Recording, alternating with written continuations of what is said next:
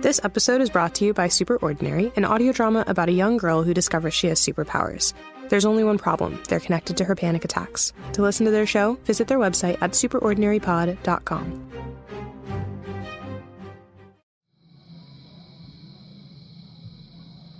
Oh my god, dude. That's one way to celebrate Spirit Week. And have an excuse to buy new shoes. The entire bucket of paint? Yep, toe to tip. Stepped right in, felt disgusting. Oh god, I bet. Fresh air and not a hint of strawberry or graveyard axe. Specific.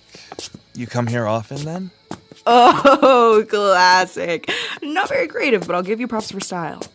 Isn't that the point of any pickup line? So you admit you're flirting with me. See my previous point about pickup lines. A bridge overlooking the town's most scenic garbage dump? Not very romantic. It isn't, is it? Callum, why are you looking at me like... Perfect!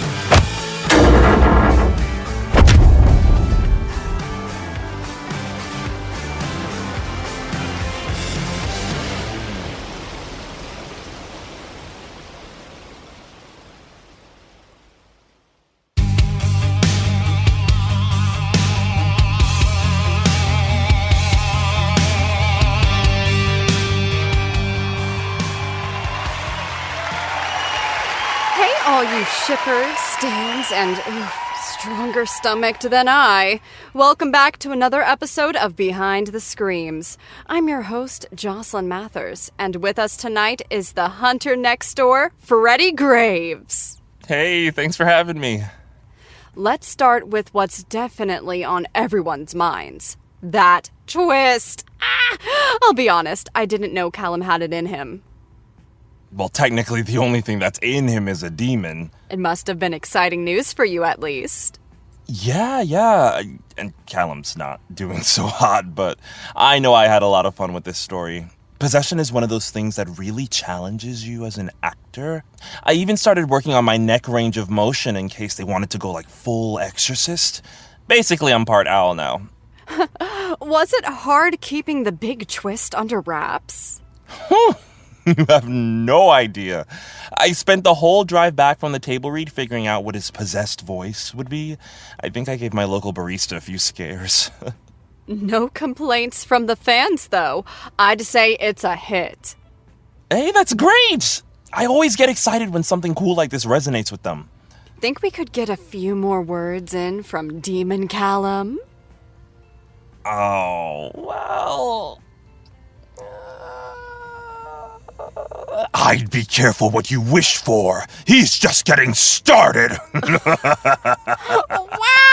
Well, I, for one, can't wait to see what he and the writers have in store for us. Oh, me too.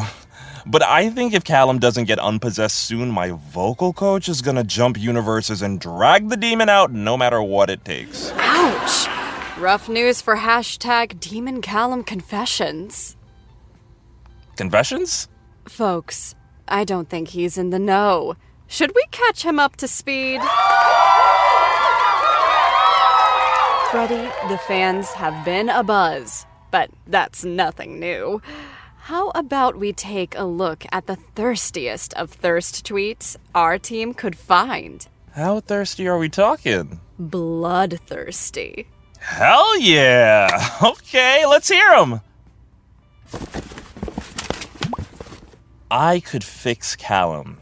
I know this in my heart and my soul and my, rectangle. Huh. And they got a little black bar thing for redacted. Neat. Maybe they could help me figure out how to take pictures of my scripts for Twitter without my thumb getting in the way half the time. You know there's a fan account for it, right? The photos? Your thumb. It's been called, and I quote, iconic beyond digital reproach. So that's why people have been bringing stamp pads to meet and greets. Can't say they're wrong. I've never lost a thumb war in my life, you know. Really? Scout's honor. As for Callum, I think he could definitely use someone to lean on most days. Maybe not right now, though. I think right now he bites. Ooh, poking the fangirls, are we? Hey, I wouldn't be here without him. Don't roll your eyes at excellent taste. Okay. Actually, fridging that girl was an act of feminism because I am so free Thursday night, babe, with 7 E's. I've never seen it spelled that way before.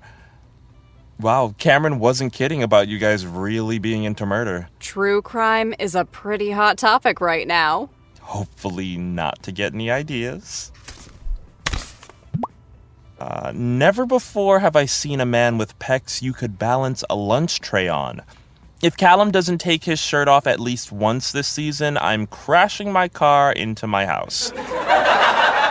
Well, let's not do that. I don't think insurance covers Bloodlines-related incidents. That's very flattering, thank you. I mean, why should Luther get to have all the fun? Have you seen those biceps? Every time the cameras start rolling, it feels like. I'm sure fans wouldn't mind even more eye candy, if you know what I mean. Well, should we give them a little preview?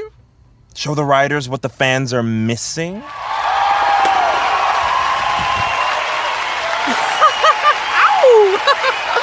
Whoa, let's not start a frenzy. I think you've made your point extremely well. Yeah, Cameron and I have the same gym hours, that's all I'm saying. No argument here, or from Twitter. Warren Young, the people have spoken.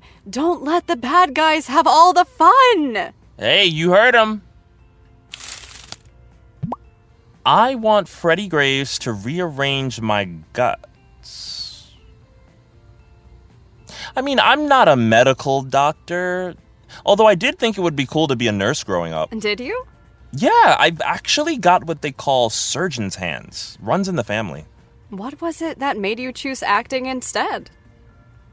Oof, $1 million question. I mean, my story's probably not different from most people here in Hollywood. I was a pretty weird kid growing up, loved making people laugh and telling stories. You know the drill. And it was pretty clear the family business was never going to be my thing.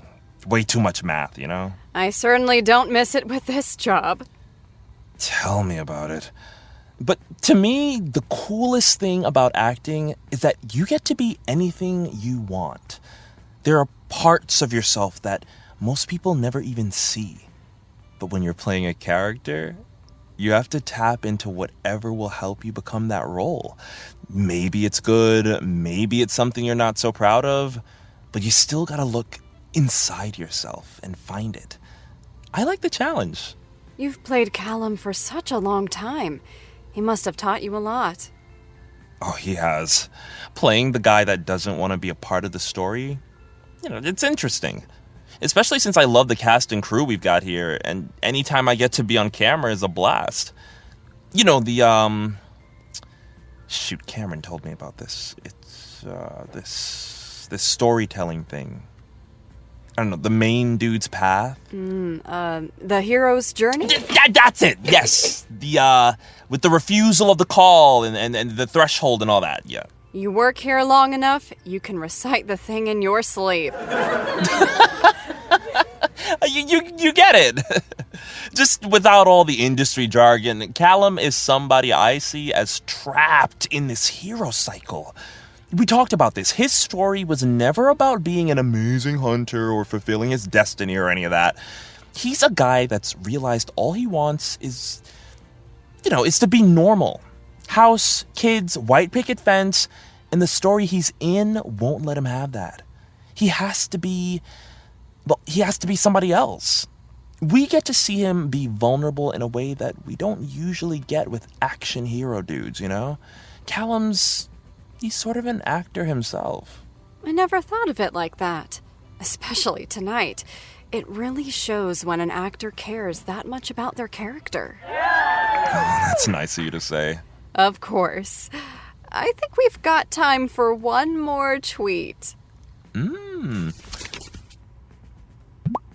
I wish Demon Callum would eviscerate my skull in a back alleyway and drink my last 2 remaining brain cells like a coconut shell margarita. Hashtag Demon Callum Confessions.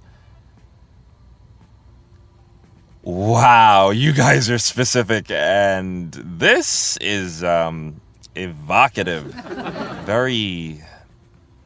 Yeah, sounds like this person has had a couple margaritas themselves. What did I say? People dig the voice. Hey, how could you not?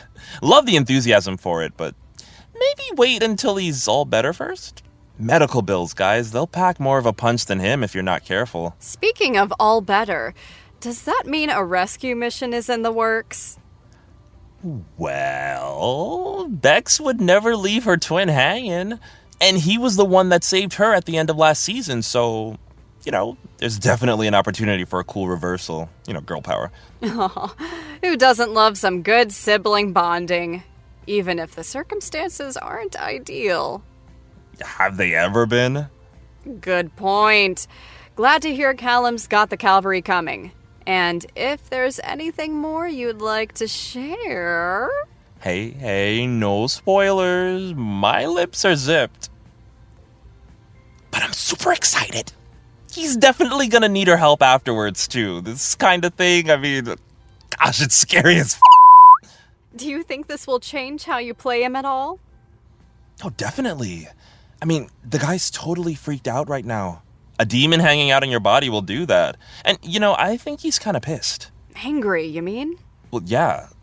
Imagine if you just wanted to chill somewhere having a normal life and the universe kept throwing a bunch of monsters at you and then it just says, let's go crazy, and shoves you into The Exorcist 6. If I were him, I'd punch the universe in the face. Now, that's a fight I'd like to see. And maybe some good old-fashioned angst in the cards? Oh, yeah. Callum's still in there and he's not having a good time. But, hey, Bex owes the guy a rescue. And she's never backed down before. Maybe we'll finally find out who's the older twin. I don't know about that. It's my favorite running bit that we have. But I think this will bring them a lot closer together as siblings. Even more of a dynamic duo, just, better at talking things out. Adult stuff. I'm sure everyone is excited to see more. Sounds like there's a new bad boy on the block. Look out, Luther! Yeah, I'm coming for you, man.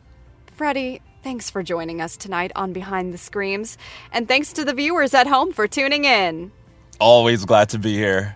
Hey, see you guys next week. Same bat time, same bat channel. Was that a vamp pun? You know me. I keep them coming. Good night, everybody.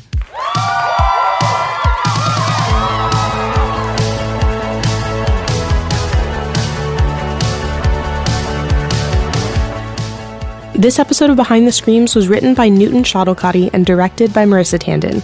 It featured Alexandra Tandon as Cassie, Torian Brackett as Callum and Freddy, and Madison Garris as Jocelyn. Sound design is by Newton Shuttlecotty. To keep up with our show, follow us on social media at ThatVampShow or join us on our website at tandonproductions.com.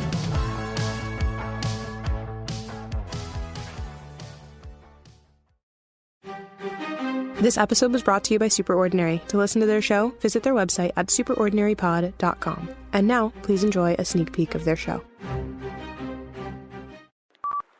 If you're listening to this, you're one of many lucky reporters about to get the scoop of the century. You're welcome. Look, you all know who I am. This is your resident supervillain coming at you from an undisclosed location. And I think it's time everyone got a chance to hear my side of the story, sans news propaganda, don't you? I was 16 when I had the first panic attack that I can remember.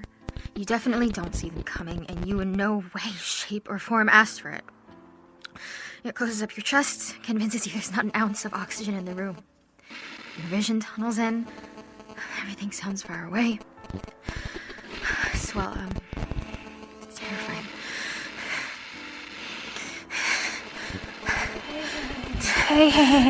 Hey. You okay? It's okay. I'm right here. Just breathe.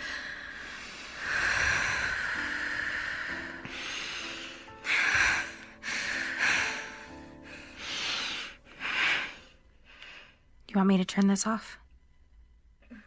See? I told you it was definitely me that caused it, not some freak accident. Yeah, I can see that now. And? And that was so